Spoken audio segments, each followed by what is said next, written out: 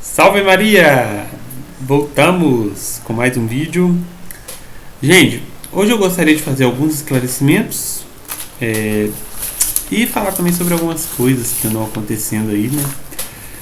Muita gente mudando de lado, né?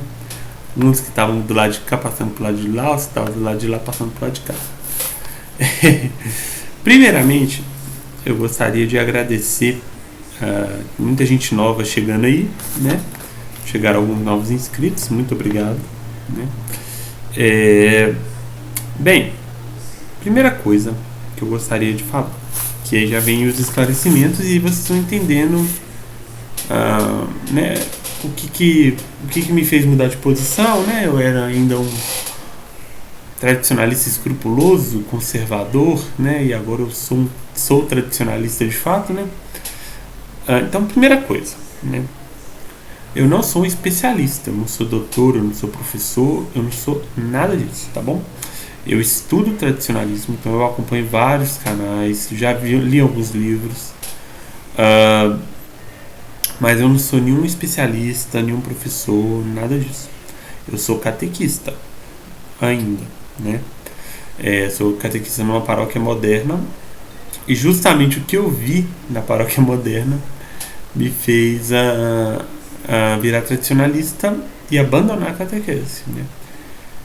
Então por isso que eu acabei me desligando, né? Pelas coisas que eu vi e que eu ainda falarei, né? Não é meu intuito expor ninguém. Não vou falar nome de padre, nome de catequista, nome de ninguém. De ninguém que não tenha vida pública. Se a pessoa tiver vida pública, tudo bem, né? Vida é pública, né? A pessoa tá aí no YouTube, famosa, tudo bem, a vida é pública. Mas nome de padre, lugar onde eu frequentei, não vou falar por respeito ao local e porque não são pessoas públicas, são pessoas que estão lá fazendo o trabalho delas privadamente. Então não citarei nomes, né? Eu sou um tradicionalista, me considero independente, não estou ligado a um grupo, não milito por nenhum grupo, gosto da fraternidade, já fui na missa da fraternidade, gosto muito de Monsenhor Marcel Lefebvre, acho ele um herói, e tanto ele quanto Dom Maia, dois heróis, mas eu não faço parte da fraternidade, né? Eu frequento a missa tridentina num lugar que está em plena comunhão com a arquidiocese, que é a administração apostólica. Mas a fraternidade não gosta do povo que frequenta a administração apostólica. Eu não vejo problemas em frequentar a administração apostólica. O rito lá é muito fiel ao rito tradicional, né? A missa é feita com muita fidelidade, com muita piedade. O padre lá, ele não é relativista, ele prega a doutrina católica. Só se evita falar do concílio, né? Mas assim, é uma pregação católica, a pregação dos dogmas católicos, canto gregoriano, tudo que uma missa tridentina tem na administração apostólica. Então, eu não vejo problemas, minha consciência não acusa nada de errado. Eu saio de lá muito feliz, porque eu saio assim, nossa, assisti o santo sacrifício da missa, né? Essa é a minha sensação quando eu saio de lá. Então eu acho uma missa muito bonita, muito verdadeira, e eu não tenho nada a reclamar da administração apostólica, mas porém não atuo em nada, nem por enquanto eu nem quero, estou até meio traumatizado com o Novo Zorro. Então eu vou à missa, ajudo financeiramente, o que for preciso, mas eu não atuo, não quero também. Eu creio que nem tem muita coisa lá para fazer e nem eu tô um pouco traumatizado com o que eu vivi no Novo Zorro, então eu não tô querendo nada mais não, né? Quero continuar só aqui mesmo, frequentando a missa, tá tudo bem. Então, gente, esse canal aqui, ele não é para fazer uma apologia tradicional, tá? Eu tô aqui para falar minha experiência na igreja nova, como eu falei para vocês. Na igreja Novo Zordo, na 99% das igrejas aí que você vê, não é pregado mais a doutrina católica, né? O que é pregado ali é uma espécie de humanismo com só a escritura protestante. Só que a doutrina católica, de fato, ela não é pregada, né? Ali há meias verdades, né? É uma verdade misturada com gotinhas de veneno, né? Então, por exemplo, vou falar da missa. Fala lá da missa que a missa tem corpo e sangue de Cristo, que é verdadeiro, né? Fala que o padre celebra em persona Christi, que é verdadeiro. Fala que a gente devemos fazer uma confissão antes de comungar, que é verdadeiro, né? Se está em consciência de pecado mortal. É tudo verdadeiro. Mas aí você vira e fala que a missa é uma festa, que a missa é um banquete, que a Idade Média alterou o sentido da missa, que é a gente que celebra a missa, o padre é presidente. Igual eu falei no vídeo passado, né? Você mistura verdade com veneno. VV, né? CV2. 2V. Verdade e veneno, né? Então é isso. É isso que eu reparo hoje que acontece, né? Mas ainda tem muita coisa para dizer para vocês. Muita coisa, né? São 3 anos de Novos Ordo e eu vi coisa demais, né? E muito também foi por causa da meu deslumbre, né? Mas vamos deixar isso pra ou nesse vídeo mesmo, mas se eu não falar nesse vídeo, eu falo nos próximos, né? Então, gente, meu propósito aqui é fazer um desabafo, tá? Não é fazer apologética, né? Até porque eu não sou uma pessoa estudada no assunto. Eu vejo videoaulas, eu assisto Dom Bosco, eu acompanho o Lorenzo, acompanho o professor Carlos Bezerra, que eu amo o trabalho dele. Eu estava vendo agora o curso dele sobre o Prometeu Moderno, muito bom, recomendo todos que vejam. Mas é um desabafo, tá? É um desabafo do que eu vi e como uma pessoa que atuou no Novos Ordo. Eu fui leitor, eu fui da acolhida, eu sou catequista ainda. Então, assim, eu fiz muita coisa no Novos Ordo, né? Até vender pastel eu já vendi no Novos Ordo. Então, assim, muito tempo e vendo muitas coisas que eu não acho compatível com a fé católica, né? E esses 3 anos que eu permaneci na Igreja Novos Ordo, né, foi de muito escrúpulo com relação ao concílio, né? Porque eu sabia que o concílio era um assunto delicado e problemático, né? Mas eu tinha muito escrúpulo, porque querendo ou não, é um concílio, né? É um concílio da igreja, os bispos reunidos com o Papa, né? Poxa, eu tô falando de um concílio. Então eu era muito escrupuloso, eu não falava mal do concílio. Eu falava mal de TL, de modernista, mas do concílio não, né? Porque o concílio é uma coisa sagrada, né? Entre aspas, né? Esse aí não é tão sagrado assim. Mas assim, foi 3 anos calado com relação ao concílio e sofrendo, né? Porque ao mesmo tempo que eu vi o problema, eu não podia falar mal do concílio, porque me dava um escrúpulo do caramba, que eu falava, nossa, será que eu tô pecando? Será que eu tô desobedecendo? Será que eu tô virando sedevacantista, né? Será que eu vou estar negando o Papa, né, ao falar mal do concílio, né? E hoje em dia eu vejo que não, que na verdade é nosso dever ser contra o Concílio Vaticano II, né? Um concílio relativista, neomodernista, né? E que não adianta falar que tem que interpretar à luz da tradição. O concílio foi feito para causar confusão, né? A letra ali é confusa, né? Bem, então, não é uma mudança repentina, né? São 2 anos já estudando só tradicionalismo. Eu não estudo outra coisa a não ser tradicionalismo. Parei com a apologética. Vocês lembram que quando eu converti para o catolicismo eu era muito apologeta, então eu não faço apologética mais. E eu, depois dos primeiros acontecimentos que eu comecei a perceber, a crise na igreja ela me puxou, assim. Eu fiquei hiper focado na crise da igreja, e aí eu comecei a estudar muito a questão do concílio, mas ainda assim muito escrupuloso, né? Então por isso que eu assumi. Eu não queria gravar vídeo, eu não queria fazer nada mais, eu só queria estudar a crise e entender o que estava acontecendo, né? Então, quando, gente, por quê? O que acontece? O que aconteceu comigo, né? E aí vocês vão entender por que eu acho que meu caso é o inverso do Juliano, do ergo. Eu sou ruim no latim ainda, tá? Eu tô aprendendo ainda. Ergo fecit. O Dr. Juliano.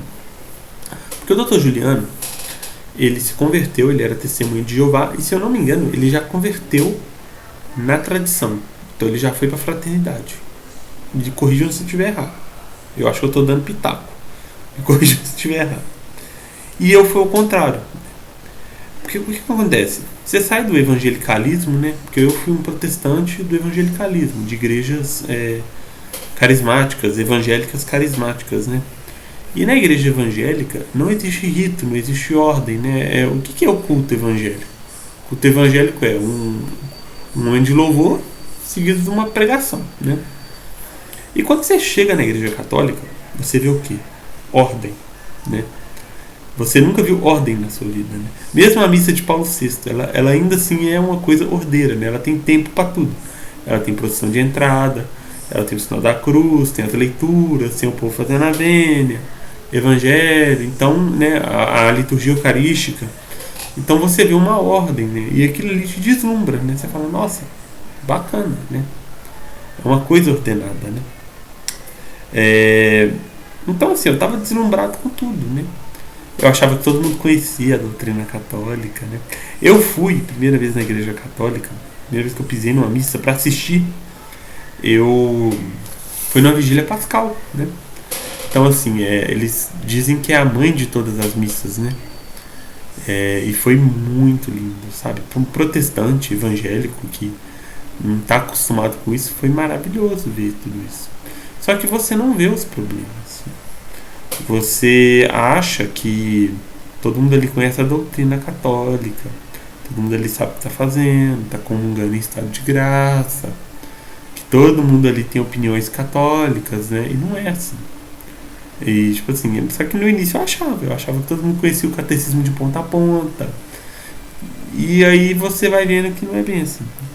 Então eu queria servir em tudo. Eu queria servir em pastorais, eu mal, tipo assim, eu mal queria, já tá tudo prontinho, né? Sacramento tudo pronto pra já ser catequista. Tanto que eu virei catequista muito rápido. Pra ser leitor e tal, porque eu achava que aquilo era o catolicismo verdadeiro, né? Aquilo era o catolicismo de fato, né? Só, gente, que você já começa a perceber no início que tem alguma coisa errada. Por quê? Uma coisa que eu já ouvi falar muito, que eu concordo, o catolicismo tradicional ele não sumiu da cabeça do povo. Mesmo com o Concílio Vaticano II, mesmo com a mudança da liturgia, a Igreja Católica, quando você pensa em Igreja Católica, mesmo fora dela, você lembra do órgão, né? Você lembra dos padres paramentados, né? Você lembra toda aquela, né, o gregoriano, né? Não sei por que isso acontece, mas era a minha visão. E tipo assim, quando eu via aquelas, né, tipo, eu ia pra internet, pregação de conversão e tal, e aquelas edit top e tal. E aí você chega lá na paróquia, o padre não fala de inferno, por exemplo, né? Não fala de conversão, né? Só fala de coisas humanas, humanismo, ecologia, convívio social. Você começa a achar estranho, né? É uma missa, duas missas, três missas, e não fala do inferno, não fala da conversão, não fala do pecado. É só um comentário assim acerca do evangelho, mas quando fala do inferno evita tocar no assunto. Quando fala de conversão, de mudança de vida, evita tocar no assunto e foca no social, porque se eu falar disso eu posso acabar ofendendo, né? E muitos padres nem creem no inferno mais, né? Essa é a verdade, né? Eu estudei numa faculdade jesuíta, eu fiz um curso de teologia lá, e lá eles não acreditavam no inferno, no purgatório, eles não acreditavam em pecado, eles não acreditavam em nada. Eu acho que nem em Deus eles acreditam. Mas deixa pra lá, depois eu gravo outro vídeo falando sobre isso, né? Então, pregações humanistas, né? Tudo muito voltado para o homem, né? O homem, somos cultores do homem, né? Então, tudo muito voltado para o homem, né? Católico, e a outra ponta, né? Que é os católicos extremamente pentecostalizados, né? Eu vim de um meio pentecostal, né? E era muito esquisito eu chegar dentro da igreja católica, com aquela igreja católica tradicional na minha mente, eu chegar lá, tem, sei lá, um grupo de oração com o povo orando em línguas, aquelas dancinhas. Eu já fui algumas vezes em grupo de oração, aquelas dancinhas totalmente, né, patéticas, né? É, aquela povo levantando as mãos assim, igual protestante, rezando em línguas, e nunca me remeteu à fé católica. E uma coisa interessante, né? Quando eu ia no grupo de oração, sempre quando eu saía de lá, eu saía com uma depressão, na verdade. Eu saía triste, porque pra mim não fazia sentido. Aquilo pra mim não era. No fundo eu sabia que aquilo não era catolicismo. E pior, né? Tem algumas igrejas já católicas, tem uma aqui em Belo Horizonte, que assim, como é que fala? É tipo uma arena com cadeira de plástico, né? Então assim, é puro suco de protestantismo, né? Então você começa a estranhar, você fala, gente, isso aqui não tem nada a ver com o que eu imaginava ser igreja católica, né? Eu coloquei essa imagem de uma missa tridentina sendo celebrada, né?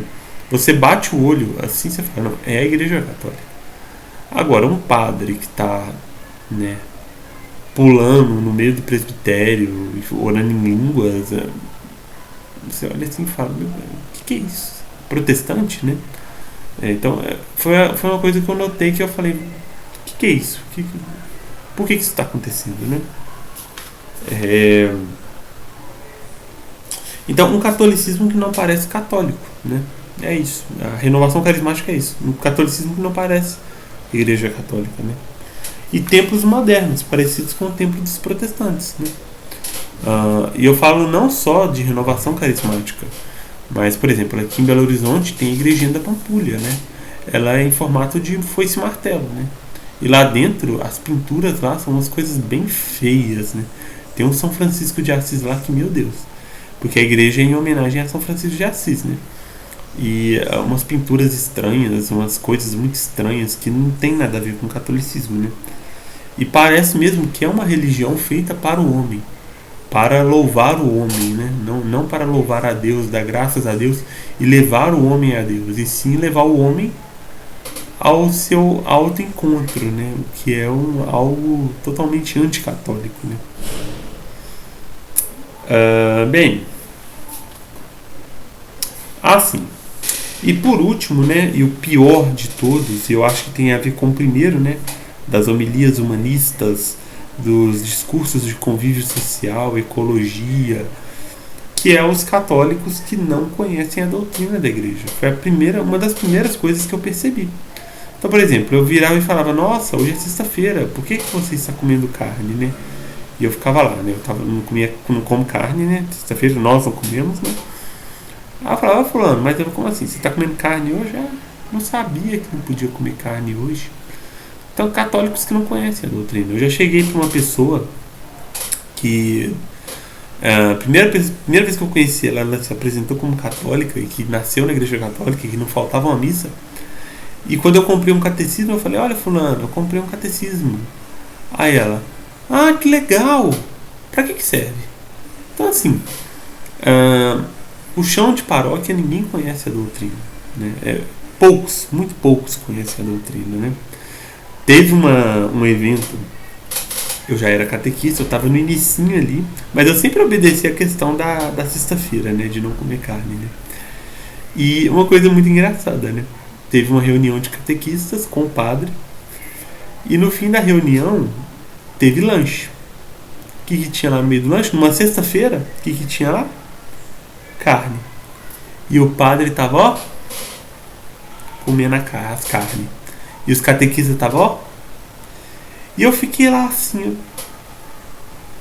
Eu fiquei me sentindo uma seita, né? Se alguém me perguntasse, eu ia falar assim: não, eu não como carne não, porque a igreja manda. E a pessoa lá com carne na boca, né? Tipo assim, minha seita, né? Como se eu fosse uma seita, né? E tipo assim, eu comecei a estranhar aquilo. Eu comecei a ver essas coisas e achar muito estranho, né? Muito estranho mesmo. A questão, por exemplo, de contraceptivos, muitos não conhecem, não sabem, usam debaixo da pele aqueles hormônios e tipo assim, ó, e vai lá no grupo de oração e o meu coração deseja te encontrar, Mas como? Você está desobedecendo a igreja, tu está em pecado mortal, como é que você vai encontrar Deus desse jeito, né? Então, assim, coisas que não encaixavam, né? Coisas que não encaixavam.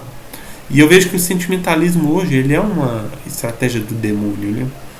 Porque você vai sentir um monte de arrepios e acha que está com Deus. E, na verdade, não. Você está cheio de pecados mortais, né? Então, eu acho muito esquisito isso aí, né? E, então, no início, gente, eu como um bom conservador, eu achava que o problema da igreja era só a teologia da libertação. E uma coisa interessante, eu achava que a teologia da libertação, ela era algo longe. Era uma paróquia escura, assim, no fim da cidade, num lugar bem esquecido. E lá ficavam os padres da teologia da libertação, fazendo suas coisas, né? E mal sabia eu que eles estavam muito mais próximos. Hoje eu sei que o problema não é só a teologia da libertação, tá longe de ser, né? Quem dera se fosse só isso, né? Mas eu achava que era algo assim, que estava bem distante, né? E na verdade não, né? A Arquidiocese de Belo Horizonte ela é bem progressista, né? Então não é mesmo. E, gente, uma coisa que eu gostaria de falar com vocês, né? Para quê? Eu vejo muitas pessoas mudando de lado, né? E eu acho que isso vai acontecer muito agora, né? Estou falando das sagrações da fraternidade. Muitos que eram da fraternidade, eles vão sair. Por quê? Porque a fraternidade estava com os seus bispos sem a excomunhão, né? Porque o Papa Bento XVI tinha levantado. E o Papa Francisco tinha concedido, né, a licitude da confissão, né, para a fraternidade. Então, os fiéis estavam meio que numa, né, tipo, tem muitos lá não ligam para isso, né, mas tem uns que ligam, né, que vieram depois e tal, de tudo isso, né. Então esses vão ficar incomodados, né, porque agora vai ter a entre aspas excomunhão, né. E aí que entra o caso do Juliano, né? Eu creio que ele tá com esse medo no coração dele, né? De que, nossa, olha, eu vou agora passar a receber sacramentos, entre aspas, ilícitos, né? Eu creio que isso que tá no coração dele. Eu vou tirar a tela aqui. Primeira coisa, antes de passar pro Juliano, eu gostaria de mostrar para vocês esse senhor aqui, ó. Esse aqui é o Fernando Casanova, né? Para você ver que a gente não entende a psique humana, né? A psique humana é uma coisa muito, muito difícil de se explicar, né? O Fernando Casanova, ele era um pastor pentecostal que se converteu para o catolicismo e agora ele virou as costas para o catolicismo e foi para a igreja luterana, né? Então, assim, a gente nunca vai saber o porquê que essas coisas acontecem, né? Então muita gente vê o caso do Juliano. Juliano é esse rapaz aqui, ó, e acaba falando, nossa, será que eu devo fazer o mesmo? Mas a gente nunca vai entender o que passa pela cabeça da pessoa, o que essa pessoa viveu, né? Às vezes, né, a pessoa chegou depois e não esperava que isso fosse acontecer, né? Apesar que sim, cedo ou tarde ia acontecer, né? Mas ele não esperava, ele achava que ia ter algum acordo, alguma coisa. Então, assim, é algo muito, muito complexo, sabe? E de julgar, sabe? Então, eu peço que vocês rezem por ele, né? Ele abandonou a fraternidade, né? Eu, como eu falei com vocês, eu não tenho problemas em assistir a missa na administração apostólica. Pra mim tá muito tranquilo. Peraí que meu computador vai descarregar. Ai, meu Deus, peraí. Aí, voltou. Eu não vejo problemas, né? Mas é um momento de muita mudanças, né? Muitas mudanças, né? E agora também teve um padre, o padre Antônio, lá do Pará, que agora aderiu à fraternidade. Uma surpresa, né? Justo agora, numa iminência de uma, entre aspas, excomunhão, né? Então, assim, é uma coisa que vai acontecer. E a fraternidade, ela vai sofrer uma queda de fiéis, né? Isso aí é óbvio. Então muitas pessoas que estavam lá, elas vão ficar com medo. Vão falar, olha, e aí? Estamos excomungados, né? Entre aspas, né? Os bispos lá estão excomungados, né? Então vai ser uma coisa bem complicada. Quem viver, verá, né? Eu estou ansioso para essas sagrações.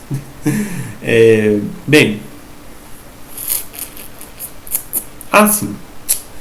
Então, por exemplo, ontem eu estava debatendo com a coordenadora da catequese, né?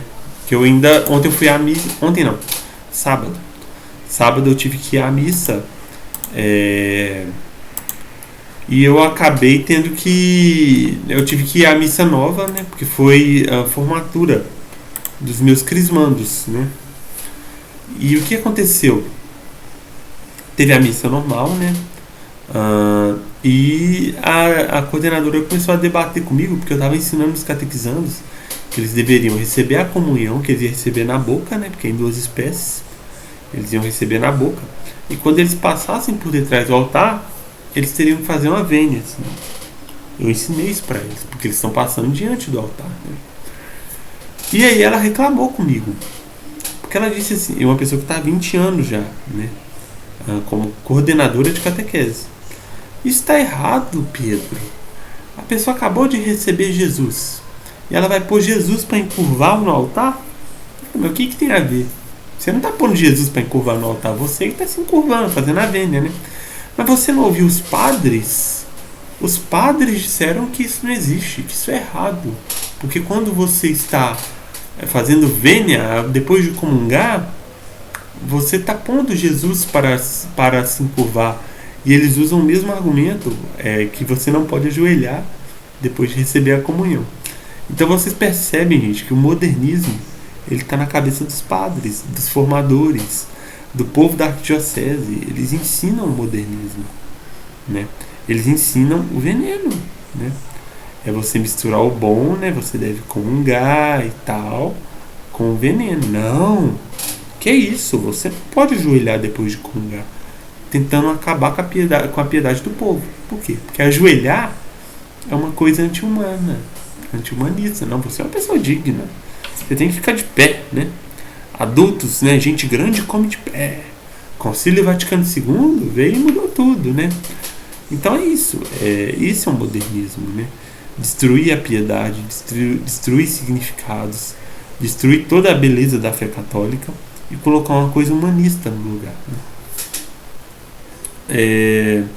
Então eu falei, né, com vocês que o Dr. Juliano, eu creio que ele é o caso inverso de mim, né? Ele não teve contato com o modernismo. Eu estou dando pitaco, tá? Não estou falando isso com certeza, porque eu procurei testemunho deles, de conversão dele, eu não achei.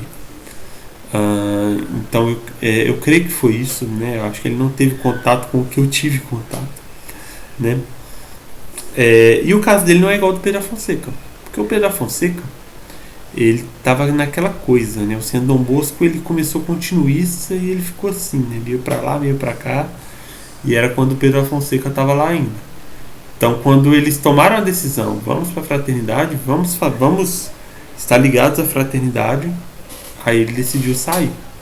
Né? Então, não é o caso do Juliano. Realmente, ele estava na tradição e ele saiu. Né? Última coisa que eu gostaria de falar é sobre o meu abandono da catequese. Eu gostaria de pegar um comentário aqui. Deixa eu puxar a captura do monitor. Aqui, ó. Comentário que teve no meu canal, né? Por que abandonar seus catequizandos que precisam de você para ir para, entre aspas, tradição, né? Então, gente, vamos lá. Primeira coisa, o que é um catequista? Catequista é um ajudante do padre. O catequista, de fato, o catequista ordinário da igreja é o padre. Quando o padre não dá conta, aí ele chama um leigo e esse leigo ele vai ajudar o padre. Então ele vai assumir uma turma de catequese, tudo bem, mas sob a tutela do padre. E o que eu percebi? Que o padre da onde eu frequento, ele é um padre longínquo, né? Eu fiquei 1 ano sozinho na catequese E ele jamais me perguntou nada, jamais falou nada comigo, jamais quis saber o que eu estava ensinando, né? Primeira coisa. Segunda coisa, e que não foi a primeira vez, foram várias. Eu ensinava para os catequizandos a doutrina católica, e aí às vezes eu pedia para esse catequizando procurar um conselho com esse padre, e esse padre ia lá e ensinava o inverso. Então o que eu percebi? Eu percebi que eu estava fazendo papel de otário, né? Eu estava ensinando a doutrina, mas o padre, ele ensinava o inverso. Quem os catequizandos vão dar prioridade para ouvir? O padre, é claro, né? Então, primeira coisa, né? Não adianta você ensinar doutrina se você não tem apoio do seu pastor, né? Na verdade, eu nem pastor tinha, porque ele não estava nem aí, sabe? Ele tipo, é como se eu fosse o dono da catequese, né? Eu ficava lá na minha seitinha, né? Trad, né? Tentando fazer os povos virar trad. E quando o pessoal ia lá, ele ensinava o inverso, né? Então foi por isso que eu saí, né? Um dos motivos de eu ter saído, né? Não adianta, né? E outro motivo é o vídeo do canal Veritas Perpétua, da Beatriz e do Jonathan. E eles falam, o vídeo deles é muito interessante, né? Que depois do Concílio Vaticano II houve uma tríplice amnésia. O nome do vídeo é Tríplice Amnésia pós-Concílio Vaticano II. Depois vocês pesquisam. Então, houve uma amnésia de 3 pilares que sustentavam a fé do povo. Quando caiu a liturgia, caiu São Tomás de Aquino. Então não adianta você ensinar doutrina para os catequizandos se eles não têm a liturgia de sempre. Por quê? Porque aquilo ali você vai estar construindo em cima de um castelo de areia, né? Não adianta nada eu ensinar São Tomás de Aquino, Santo Agostinho, doutrina, toda aquela beleza, né, da igreja, e chega lá, chega na missa, a missa é carismática, a missa é bateção de palma, a missa é show, né? Isso não vai sustentar. Precisa da missa tridentina, né? Elas caminham lado. A doutrina ela tem que caminhar junto com a liturgia, que tem que também caminhar junto com o reinato social. Só que o reinato social hoje não é possível, né? Então quando um desses cai todos os outros, né? Então não adianta. Assim também como não adianta eu ir na missa tridentina e não praticar a doutrina, né? As duas estão interligadas, né? E também porque o modernismo está tomado, então não adianta. Igual, por exemplo, o caso do rapaz lá, seminarista, que eu ensinei a missa como um sacrifício, que é o correto, né? A missa é o calvário, né? E ele não, ele foi lá no final, né, sem eu poder já não falar nada com os catequizandos, ele falou que a missa é uma festa. E todo mundo aceitou, ó, é isso aí. Por quê? Porque a missa que eles vêem na igreja já é uma festa mesmo, com bateção de palma, com algazarra, com tudo mais. Então, não adianta. Então, esse é o problema de quem estuda pouco, né? Segundo a pessoa que comentou, né? E eu não estudei pouco, eu estudei pra caramba, né? Eu vi muita coisa, eu li sobre muita coisa, e não só, nem se eu tivesse estudado, gente. Eu vi, né? Eu vi os problemas, né? Então, tão logo acaba tornando da resistência ou ser devacantista. Olha, resistência, infelizmente aqui não tem. Aqui em Belo Horizonte. Não tem a resistência aqui. Se é devacantista, eu vou deixar para falar no próximo vídeo. Mas eu acho uma posição muito confusa. Muito confusa e muito trágica, né? Mas eu ainda vou falar sobre sedevacantismo e porque eu não sou sedevacantista e nem pretendo ser. Apesar que eu acompanho os sedevacantistas, tá?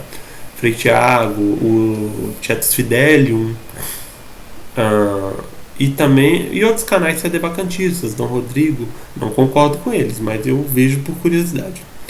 Mas eu não concordo, não sou sedevacantista. A posição da fraternidade é ambígua, né? Mas se você diz que a posição da fraternidade é ambígua, você está dizendo que a igreja antes do concílio é ambígua, né?